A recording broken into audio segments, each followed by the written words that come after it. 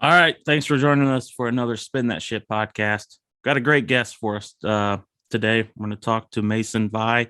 He's the newest member of Old Crow Medicine Show. Super talented, entertaining, does a great job on stage. Just went recently, caught him at a show.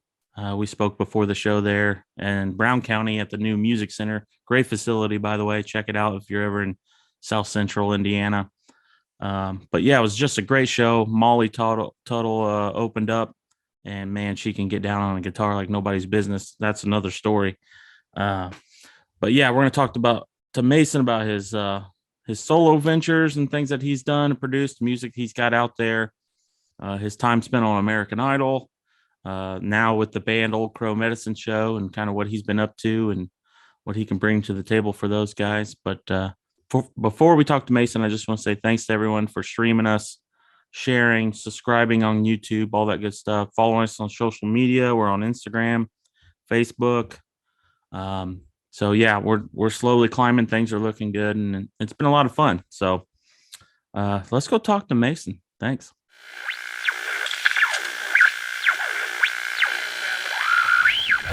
Yeah, I don't know if you listen to any of the other shows, but it's the most laid back show ever. Okay, yeah, I'm ready. Yeah, sounds good. Yeah, just hang out here and talk on the mic here. Good to me. It sounds fun. Yeah, let me make sure this guy doesn't have something to say. I don't know if this is the part. I haven't been to this new venue yet. No, I think he's just trying to come in early. Maybe he is coming up to say something. How's it going? Going. Is this where the parking will be for the event later? Yes, this is the parking lot for you. The doors don't open till 6:30. Right. So the people you see going in now are volunteers. Okay. But yeah. Okay. Good to know. But yeah, there'll be people out here directing, not me.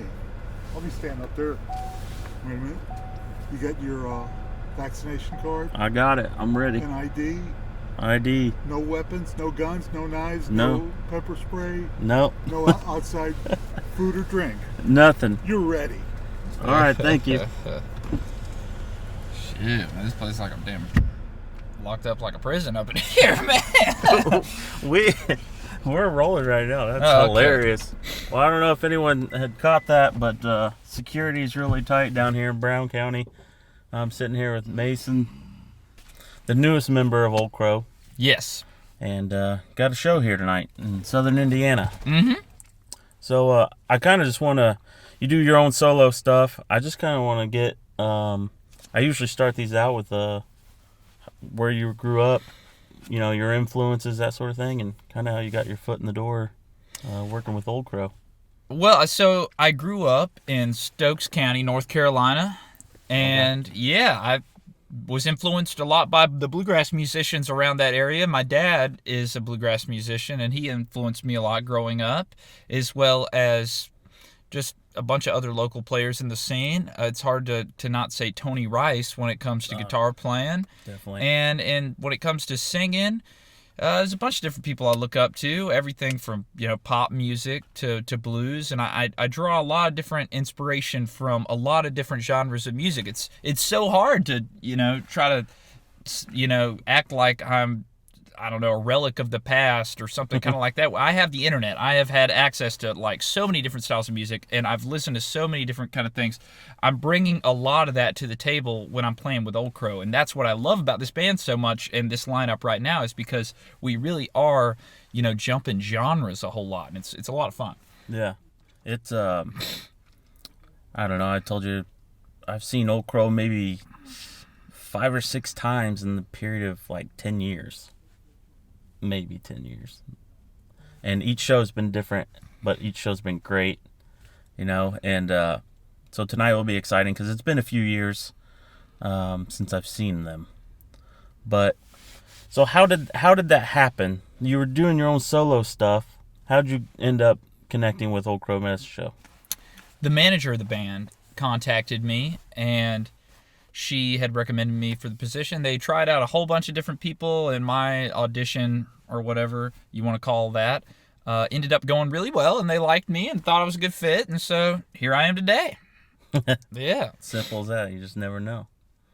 Now, what about your own stuff that you do solo? Well, I guess not solo. You have a group. Well, yeah. I had a group, and I'm releasing an album currently right now, and it's potentially going to be self-titled. A working title is called Poverty Line for the album. Trying to figure all that out. It's 11 songs, and coming out on Mountain Fever Records. Got 2 singles of that out right now. Big City was the first one, and then Colorado is the second one that just got released. And yeah, it's going pretty good, but a lot of the solo gigs I'm thinking that's just kind of a thing of the past. I had stuff that has come up where I was trying to do some solo gig stuff, and then the band had, a gig or an opportunity or something of that nature, and then I had to cancel it. So I'm 100% committed to Old Crow right now, but it's so fun to be able to still release this music as, to this audience that I'm seeing all the time through the Old Crow fans. I'm gaining some new listeners, and that's a lot of help to, get my music out there that otherwise I'm not sure if it would have had the same draw. Who knows? Right. Yeah. Yeah, on the way down here, I was listening to Colorado. That is most of the album real bluegrassy like that. I mean, it's a bluegrass album. Okay. Before I joined Old Crow, I was playing very much progressive bluegrass. Something you would, and I mean, you can listen to my song right now on Sirius XM if you listen to like Bluegrass Junction. That's a great example of what I consider to be bluegrass music, and just a overall broad scope of it. So yeah, it's bluegrass. Old Crow is Americana. And a bunch of other different genres combined, but I don't think that bluegrass is the term to pin Old Crow as. No, especially with a drummer. Yes. The old school guys, it's like a sin to do that. And then the old bluegrass world, well, there's some bluegrass groups that have drummers, but but I would say that stylistically the music is more based in old time, ragtime, and blues. As well as folk music. And I think that is all those things combined together, mixed with, country and a little bit of rock and roll is what is termed as Americana. And that's why this band is a perfect example of what I think Americana music is. Yeah. Yeah, I'm right. I'm with you on that for sure. Now this venue, I was going to tell you, it's a pretty cool spot. I haven't been here yet, the new Brown County Music Center. But here in Nashville, Indiana, we had a little Opry house here that was called Little Opry because it's Nashville, Indiana. But it burned down in 2009. And everyone from like Johnny Cash to Willie Nelson played, all kinds of legendary people. So there is a cool like little scene here in southern Indiana that people don't really realize. So I'm glad they actually decided to put this new event center up. I mean, it looks pretty sharp. What can you say about inside? Were you in there sound checking earlier? From what I've heard about this venue specifically, that there was this place in Nashville called the Little Opry, but it was burned down, and that the city or the town actually built this place to draw in tourism, and I think it's hopefully going to be doing that. Hopefully it'll pack out, and really hoping that that'll be the case, and really looking forward to it. Yeah, I think it will.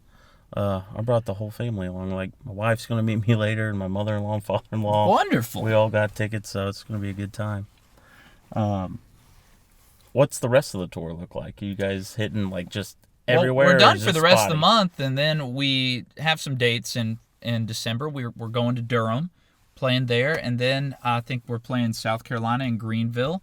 Then we do Knoxville for 2 nights in a row, and then we are in Nashville at the Ryman Auditorium for our New Year's Eve things. That's an annual event for Old Crow, and so excited to be a part of that this year. I've never got to play the Ryman, so that's another bucket list venue for me, and to get to play it on New Year's Eve and crank in the New Year with the band is going to be a lot of fun.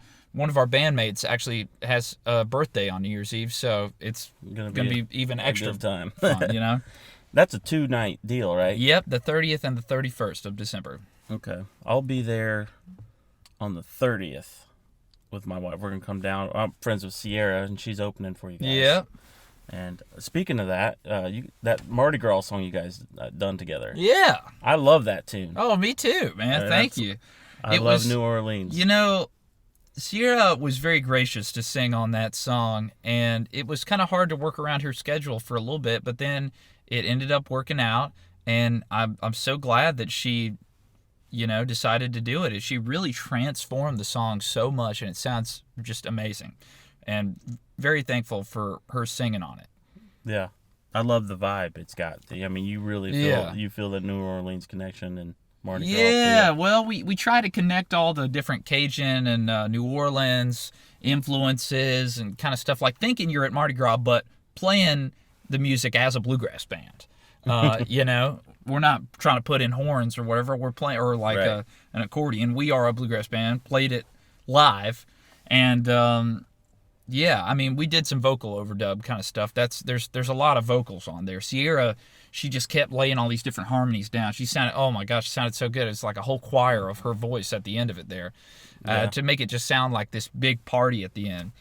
And I love that song so much. The only setback with the song is it's kind of very topical to Mardi Gras, which is a specific time of year kind of thing.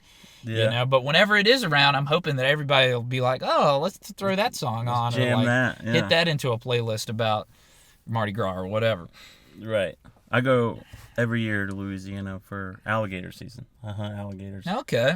And I have a playlist of Louisiana travel tunes when I'm driving south. Okay, well maybe that one's on the list. Oh, now. it is. Great. Oh, wonderful. Yeah. It's awesome down there.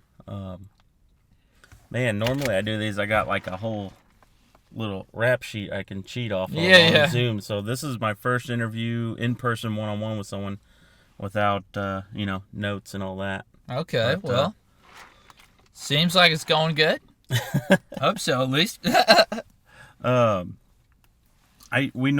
usually have a buddy with me, and we kind of tag team these. We have these 5 questions that are just kind of random, quick, as long as you need to take on them. But the first one is, who is an artist that you would like to work with? Like, is there a bucket list person that you would, either behind the scenes in a studio or even on the stage, or a song collaboration or anything like that? Well, I'd love to write a song with Billy Strings. Oh, yeah. I think that'd be super cool if I could somehow do a co-write with him and it made it on his album.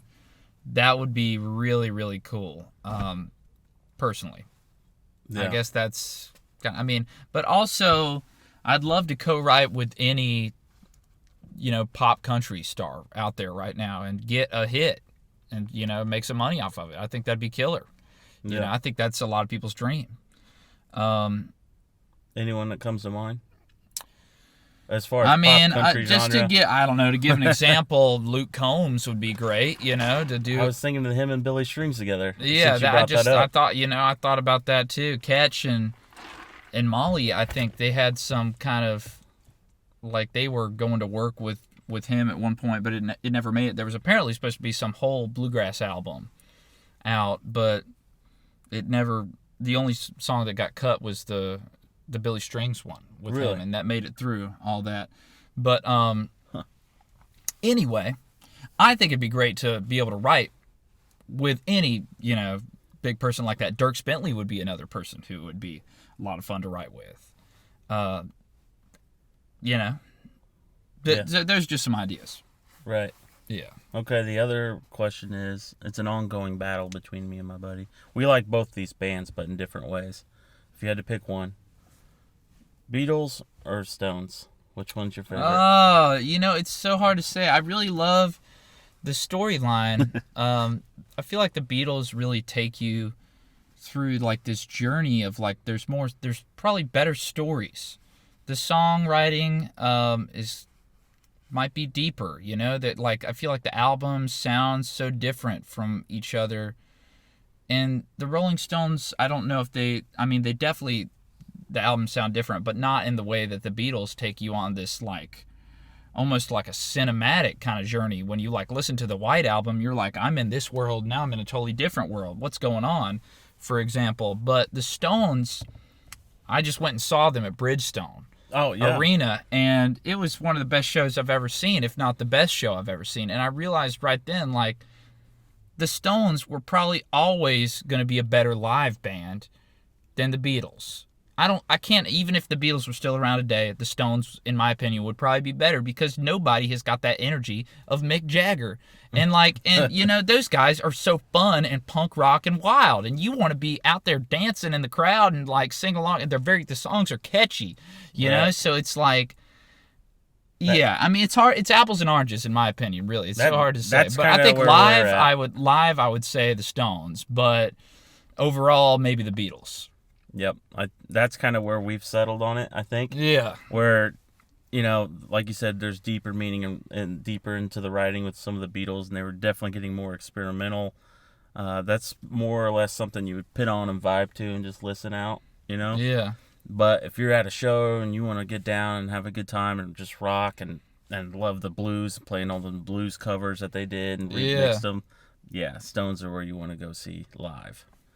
So we're on the same page, I guess, on that. It's still not one or the other. It's like 50-50 on everyone we've asked. We'll never figure it out. So let's see. The other one is, if you could wake up tomorrow and have one musical instrument mastered, what would it be? You know, it's probably a tie between the fiddle or the banjo. Just because, you know, I'm a guitarist and I play mandolin and I play bass, and those are kind of instruments that are similar skill sets as the guitar. But I wish I was a better fiddle player. I think that'd be so fun to be a great fiddle player, as well as I wish I was a great banjo player. And I know that would directly be useful in this band, where they're always wondering, when are you going to learn how to play the banjo, or when are you going to learn how to play the fiddle? And I play a little bit of both, but I am in no way a master. You know, I'm pretty much a beginner on both, very beginner. And so, step out in the light out there and do a to give you an example, there's a spot in the show where you'll see where I grab the fiddle and I play it. I steal the fiddle from Ketch and play a little bit. So I can play a little bit of fiddle, probably more than the person who's never picked one up before, but and the same thing with the banjo. But I'm not at the level where I could be playing the whole show on that instrument, you know, right? Or either of them. So it's probably a tie between those two. I'll be looking for that. The one other thing you guys do live is, I've seen it in numerous shows, but I noticed that you've done it, and I saw a clip somewhere. I don't remember what song it was, but there's a break in the song where you run out behind the mic and start dancing. Yeah. Is that like initiation to the band or something? No. Everybody in the band, well, not everybody. So Corey, that was kind of his thing that he brought to the table of the band, was his dancing. I think he learned tap dance, and that was similar to clogging. And so he goes out and he'll dance out in front of the crowd. When he joined the band, that was kind of his addition, like I was saying. So then when I joined, I think when I did my audition, I was like, I can dance too, because I've seen y'all, you know, have some dancing. Yeah. And I learned in college how to flat foot, and so that was kind of part of it. I showed them at the audition, I danced, and then they were like, all right, let's get you dancing on this part of the show. And so now it's kind of a routine thing as part of the show, where I'll stop playing the guitar for a second, go out in front and start dancing. And Jerry also dances. He does the moonwalk. And I mean, when you see Jerry with like the washboard, he'll like sling the washboard around his neck, and like he does all this wild dancing and stuff while we're like, you know, mashing down on our instruments as hard as we can. Jerry is over here just wild dancing like it's a rave or something behind it. I mean, he really is getting at it. So props to him. I'd like to learn how to flat foot. Well, I believe there's videos online that could teach you, but yeah, it's fun. And that's really the kind of the dancing that you want to do to this style of music. But it's funny though, it's just like sometimes like I'll go see a band and I don't want to flat foot, because it really is kind of a production to flat foot. You need some room, and people start like looking at you like, what the heck? This guy's going at it over here. I guess it depends on what part of the country you're in. But if it's like, so, I mean, when you're on stage, it feels like socially acceptable, of course, because you're, I mean, in the limelight. You know, you want to shine a little bit, and that's why I like to dance while I'm up on there. Yeah, that's great. Let's see, what was the other one? I should have wrote these down. I think the one last one is, what are you most proud of so far in your musical career? And you're fairly young, and you've done quite a bit. You know, so I guess the three biggest things are being in this band, one, playing and playing all the places that we've played through doing it. Yeah, like you've already done the Opry, right? Yes. And Red Rocks. Yeah, see, those are huge. Those are huge venues to get to play. Another one was I made top 40 in American Idol, which that was a big deal at the time. Felt very good. And then the other one was I got a song cut by Del McCoury, if you know who that is. Oh, yeah. He's a bluegrass legend to anyone who's unfamiliar. And that's going to be coming out on his next album, and so felt very good about that. I think that those are like the biggest achievements. Also, honestly, I mean, musically speaking, those are probably my biggest achievements, as well as, I mean, honestly, getting to play with Molly every night is a huge achievement for me. Yeah, I have not seen her yet. I'm very much looking forward to seeing her. Because I've looked up to her for a really long time as a guitarist, and to get to share the stage with her and sit in with her almost every night that she does a solo set is really a privilege. So, yeah, that is awesome. Now, I don't watch American Idol. A lot of times, some of that stuff is not for me, music wise. And me neither. I feel like it's all drawn out sometimes, and I don't have the patience for it, you know. Yeah. But what was that experience like? I didn't know you were in the top 40. Well, the American Idol experience was a lot quicker than you'd think, but I don't know. It was a lot quicker than you'd think. At the same time, it was a lot longer than you think, because we'd be out there for 2 weeks to shoot one round. Jeez. I mean, it was a lot of footage that never made it to the air. I did so many different interviews that never got shown on TV. And I mean, it's kind of hard conditions especially when it was like really heavy COVID times. They wouldn't let you so this is real recent. Yeah. They wouldn't let you eat and drink in certain areas. And a lot of people were like passing out from dehydration.